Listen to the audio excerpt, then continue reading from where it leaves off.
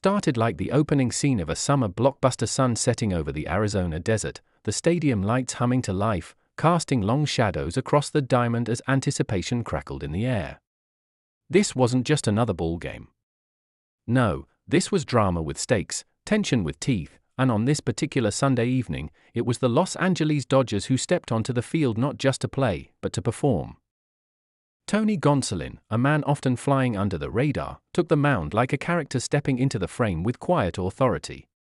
No dramatic flair, no theatrics, just focus, just fire.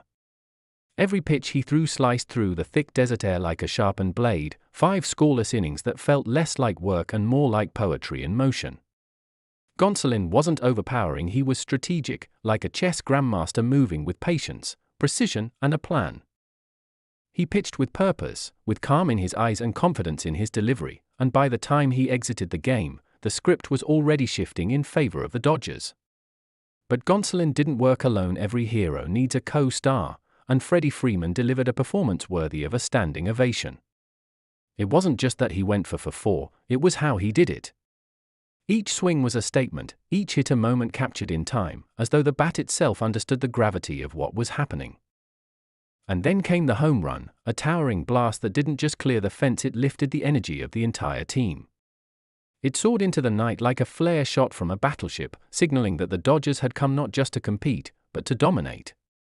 And just when you thought the script couldn't get tighter, couldn't get cleaner, Mookie Betts stepped into the scene like the returning legend, swinging with that signature swagger, connecting with power that echoed like thunder. His homer was less about the run on the board and more about the warning it carried, that when Betts and Freeman are both locked in, there's little hope for anyone standing in their way. This wasn't a team scratching out a win, they were dismantling a challenge, brick by brick, at bat by at bat. With 18 hits on the night, it wasn't a slugfest, it was an exhibition, a lesson in how to methodically wear down a team, take their breath, and leave them with nothing but the realization that they'd just been outclassed. And in the backdrop of this perfect storm, San Diego's stumble in Colorado painted the full picture, because while the Padres fell, the Dodgers rose, reclaiming the division lead with a sense of inevitability that felt almost cinematic. This is what great teams do, they adapt, they respond, and when the moment calls for it, they rise. But let's rewind just a little. The 4-game series with Arizona wasn't all smooth sailing. The Diamondbacks had taken their shots, made the Dodgers uncomfortable, and proved that they too were hungry. That's what made this final game matter so much, not just to win, but to respond. The Dodgers could have coasted, could have mailed it in after a couple of rough outings, but instead, they showed up with intensity, with grit, with the kind of edge that separates the good from the elite. From the dugout you could sense it. This wasn't just about playing well, it was about making a statement. You could see it in the way players high-fived a little harder, laughed a little louder, and locked in a little deeper. Even when Arizona broke through for a run, it didn't change the story, it just added contrast to the masterpiece the Dodgers were painting. And with every pitch, every swing, every perfectly executed defensive play, that masterpiece came closer to completion. The bullpen followed Gonsolin's lead like a seasoned ensemble cast, each reliever stepping in, playing their role, and preserving the balance of the narrative without skipping a beat. There was rhythm to it, elegance even, and when the final out was recorded, it didn't feel like a celebration, it felt like a resolution. A final chord to a song that had been building all night. Freddie Freeman walked off the field not just as a star of the game, but as a symbol of consistency, of leadership, of what it means to set the tone for an entire roster. Gonsolin's outing may not make the flashy highlight reels, but within the clubhouse, within the heartbeat of this team, it carried weight. And Mookie? He reminded everyone watching why he's one of the most electrifying players in the sport. But perhaps the most impressive thing was that it didn't feel like a one-off, it felt sustainable. The Dodgers weren't running on adrenaline, they were operating on execution. Every batter had a plan. Every pitch had intent. Every inning had energy. And that's what makes this team so terrifying when they're at full throttle. They don't just beat you, they dismantle you with discipline. And now, as they fly back to Los Angeles with momentum in their pocket and first place once again beside their name, the rest of the league has to take notice. Because this wasn't just a win in the standings, it was a chapter in the story of a team that refuses to be counted out, a team that knows how to respond when it matters most.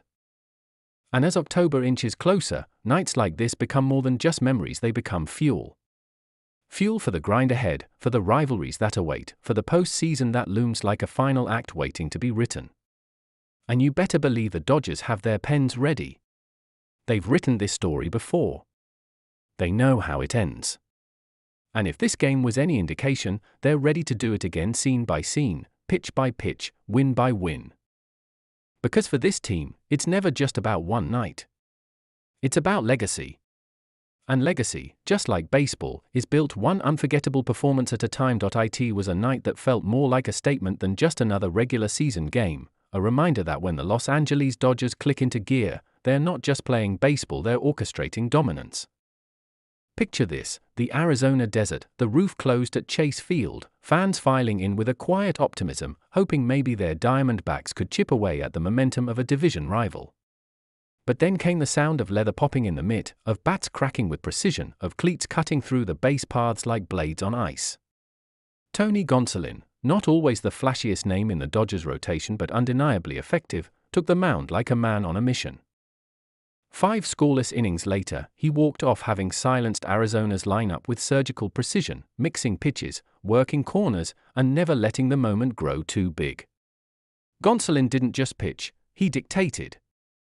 And while the Diamondbacks tried to find a pulse offensively, the Dodgers lineup came alive like a well-rehearsed symphony, led by none other than Freddie Freeman, who turned in a performance that reminded everyone why he's one of the most consistently dangerous hitters in the game. For 4, a home run that sailed deep into the Arizona night, line drives that barely had time to rise before they shot into the outfield. Freeman's bat was more than hot, it was untouchable. And as if that wasn't enough, Mookie Betts decided to throw his hat into the ring, launching a bomb of his own that sent Dodgers fans in the crowd into a frenzy. 18 hits in total, a relentless offensive assault that wasn't just about the long ball but about stringing together quality at bats, wearing down pitches, and showing what it looks like when talent meets focus. This was the kind of game that reminded you why the Dodgers have been a perennial powerhouse, why even when they lose a few games, they always seem to find their rhythm again. And rhythm is exactly what this was. It wasn't chaos or luck, it was calculated, it was clinical, it was baseball at its finest. And let's not overlook the timing. With San Diego stumbling in Colorado, the Dodgers' win didn't just pad the win column, it reclaimed the top spot in the National League West. One game might seem like a small margin, but in a division this competitive, every inch matters. And what made this victory even sweeter was the way it capped off a hard-fought game series. Arizona had punched back earlier, taking a couple of games and making things uncomfortable, but Los Angeles refused to leave town on a sour note. They came out with purpose, like a team that knew what was on the line. It wasn't just about beating Arizona, it was about resetting the tone, about reminding the rest of the league that the Dodgers are never down for long. You could see it in the dugout, players laughing, coaches locked in, a vibe that was equal parts business and brotherhood. Even when Arizona tried to scratch out a run, eventually getting on the board, it felt more like a consolation than a threat. The Dodgers had built a wall too high, a lead too wide, and a game plan too perfect to be derailed by a late-game rally. And Gonsolin? He set the table beautifully, handing it over to the bullpen with the kind of trust that only comes when everyone is pulling in the same direction. There were no wasted pitches, no unnecessary risks, just efficient, intelligent pitching that neutralized hitters and allowed the offense to shine. It's not always the flashiest outing that makes the biggest impact, and Gonsolin's 5 shutout innings were exactly what the Dodgers needed. Then there's Freeman. What do you even say about a guy who goes for 4 with a homer and looks like he could have kept hitting all night? His swing was balanced, his timing impeccable, and his ability to hit to all fields keeps pitchers honest in a way few others can. Every time he stepped in the box, you felt something was going to happen, and more often than not, it did. Combine that with Betts doing Betts things, and you have a duo that can carry a lineup on any given night. But this wasn't just a 2-man show. From top to bottom, the Dodgers lineup was alive, putting pressure on Arizona from the first inning and never letting up. Singles turned into doubles, routine plays turned into close calls, and you could feel the Diamondbacks' defense wearing down under the weight of it all.